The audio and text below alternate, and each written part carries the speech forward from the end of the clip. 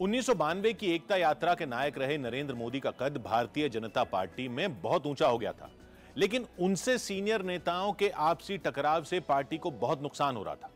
असल में तब गुजरात में बीजेपी के दो बड़े नेताओं में अहम का टकराव था। एक थे केशुभाई पटेल और दूसरे शंकर सिंह वाघेला। दोनों के बीच चल रही रस्साकशी की वजह से 1995 के विधानसभा चुनाव में ऐतिहासिक जीत हासिल करने के बाद भी भारतीय जनता पार्टी सरकार संकट से घिर गई। केशुभाई पटेल और शंकर सिंह वाघेला की अदावत ने रिजॉर्ट पॉलिटिक्स को जन्म दिया।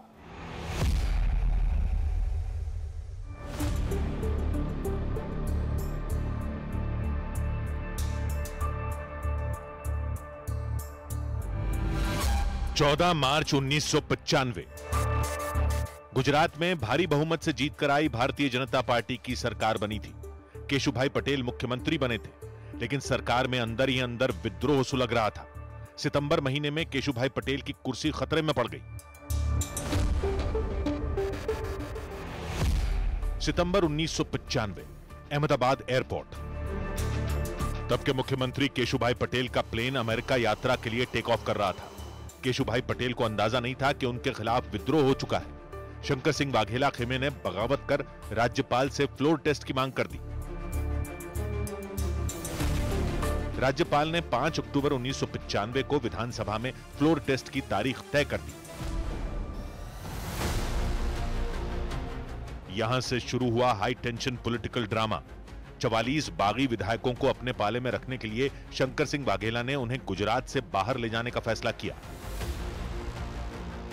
बागी विधायकों को सुरक्षित और एकजुट रखने के लिए जगह चुनी गई मध्य प्रदेश। तब वहां कांग्रेस के दिग्विजय सिंह मुख्यमंत्री थे।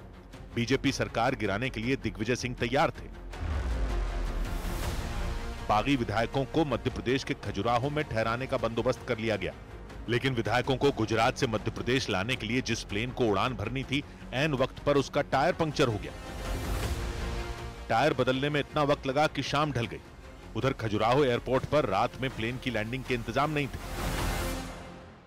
उस वक्त की मीडिया रिपोर्ट्स कहती हैं कि तब शंकर सिंह वाघेला ने दिग्विजय सिंह को फोन करके खजुराहो एयरपोर्ट पर रात में लैंडिंग के लिए जरूरी लाइटों की व्यवस्था करने को कहा। कुछ घंटे में ही यह काम कर लिया गया।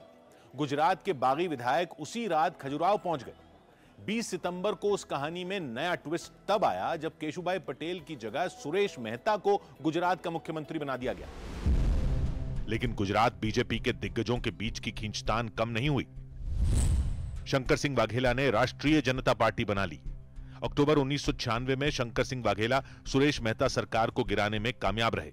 23 अक्टूबर 1996 को वो गुजरात के मुख्यमंत्री बन गए। मगर वाघेला ज्यादा दिन न सरकार चला पाए न ही पार्टी। 1998 में उन्होंने राष्ट्रीय जनता पार्टी का कांग्रेस में विलय कर दिया। नरेंद्र मोदी जैसे निष्ठावान संगठन शिल्पी के लिए रिजॉर्ट पॉलिटिक्स का पहला अनुभव बेहद कड़वा था। जिन्होंने अपने तप, त्याग और परिश्रम से पार्टी को सत्ता के शिखर तक पहुंचाया था, वो कद्दावर नेताओं का टकराव देख नहीं पाए। नरेंद्र मोदी ने तब गुजरात की राजनीति से दूरी बना ली। गुजरात से दिल्ली आने पर नरेंद्र मोदी को पार्टी में राष्ट्रीय सचिव फिर महासचिव बनाया गया। इसके साथ उनके पास राष्ट्रीय कार्यकारिणी समिति के सदस्य का काम भी था। केंद्रीय नेतृत्व ने जब नरेंद्र मोदी के कुशल संगठन नेतृत्व की क्षमता देखी, तब उन्हें 5 राज्यों का प्रभारी बनाया गया। लटियन जोन के अशोका रोड पर बना बंगला नंबर 11 नरेंद्र मोदी का आशियाना था। बीजेपी के कार्यालय में रहकर नरेंद्र मोदी पार्टी को नया आकार दे रहे थे। हिमाचल प्रदेश बीजेपी के नेता असीम आलूवालिया से जानिए नरेंद्र मोदी का इलेक्शन मैनेजमेंट कैसा होता था। नरेंद्र मोदी ने वास्तव में बैठक होती क्या है वो बताया हम लोगों को कि बैठक जो है वो बैठक होनी चाहिए कि आप बाहर से आते तो बैठक में आएंगे तो सभी के अलग अलग मत होते हैं, लेकिन जब हम बैठक से बाहर जाएं तो हम सब एक मत हों।